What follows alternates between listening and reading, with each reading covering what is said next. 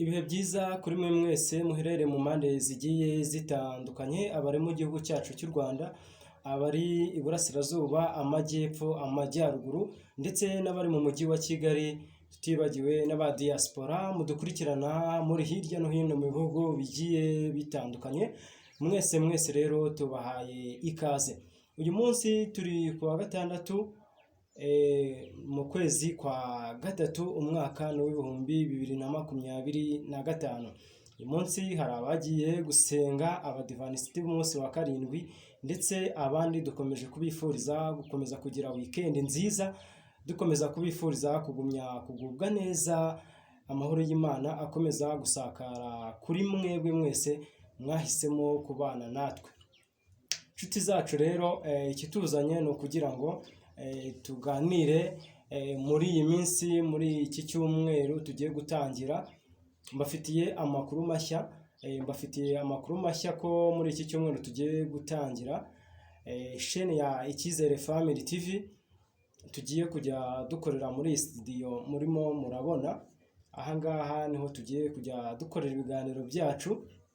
Ibiganiro rero tuzajya tugenda twibanda ku bahanzi, abanyempano bagiye batandukanye ndetse n'amakorari, tutibagiwe n'umuntu wese waba ufite impano igiye itandukanye, kugira ngo ayigeze ku bandi bose, kugira ngo ibyo akora abimenyekanishe, kugira ngo bigire aho biva, bigire n'aho bigera. Ni muri ubwo buryo rero twahisemo gufungura uyu muyoboro wa YouTube channel Icyizere Family TV. Njyewe ni inshuti Isaac, nzajya ngenda mbana n'abanyempano bagiye batandukanye.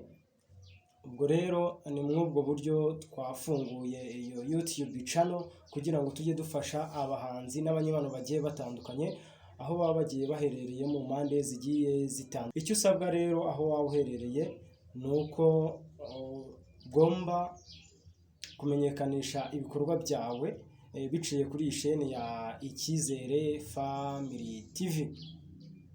Inshuti zacu rero, ngira ngo ni YouTube channel twafunguye mu kwezi kwa gatanu, umwaka w'ibihumbi 2024.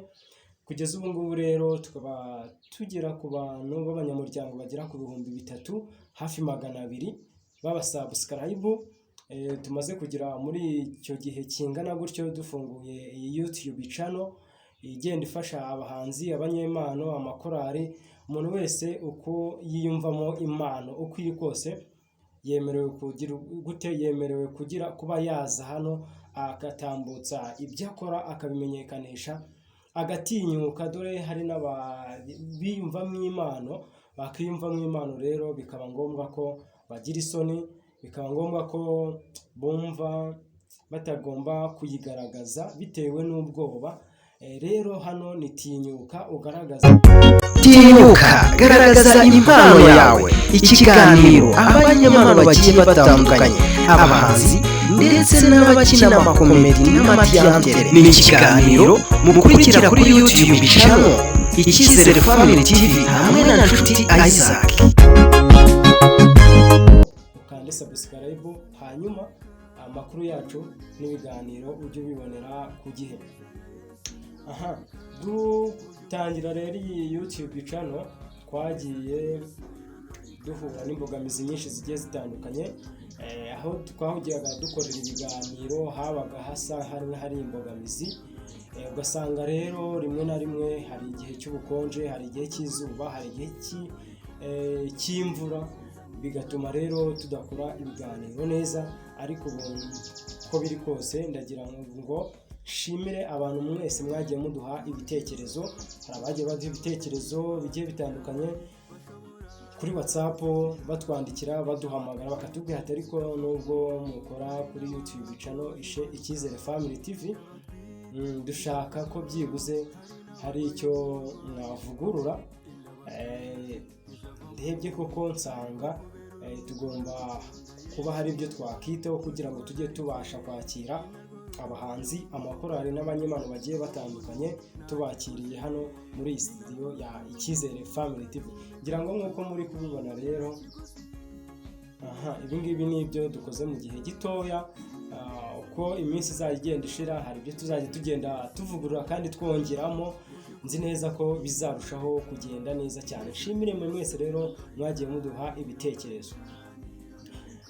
Ikindi gishya rero tugomba kujya dukora hano kuri iyi sheni ya Icyizere Family TV, tuzajya dukora ibiganiro mu buryo bwa live bitambukaho ako kanya. Ibyo ngibyo tuzajya tubikora nabyo, bizakunda mu byo twashyize ku murongo bigomba kujya bikorwa, ibyo ngibyo nabyo birimo.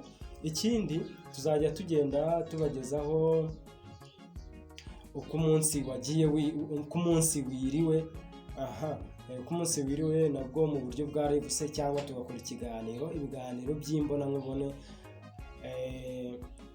nka saa 2 za nijoro, saa 3 se, tukazajya tuza hano muri studio za Icyizere Family TV tukabagezaho uko umunsi wiriwe, namwe mukatubwira uko hirya no hino aho mugiye muherera mu mpande zigiye zitandukanye uko hiriwe. Mwebwe mushobora kuba mutuzi ariko twebwe benshi ntabwo tubazi. Rero icyo tubasaba bavandimwe ni uko tugomba gusenyera umugozi umwe. Nizeye neza nashidikanya ko ibyo tuzakora twese bizatugirira agaciro kandi bizatugirira inyungu. Abahanzi rero ni karibu, amakorari ni karibu, abanyempano bagiye batandukanye namwe ni karibu. Hari abajya bagorwa rero no kuba batinyuka, ugasanga ibyo bazi bibagumyemo, si babisangije bagenzi babo. Icyatuzanye rero nka sheni ya YouTube channel Icyizere Family TV ni ukugira ngo dufashe ba bandi batajya babona uburyo bagera hirya ngiyo kugira ngo bagaragaze impano zabo.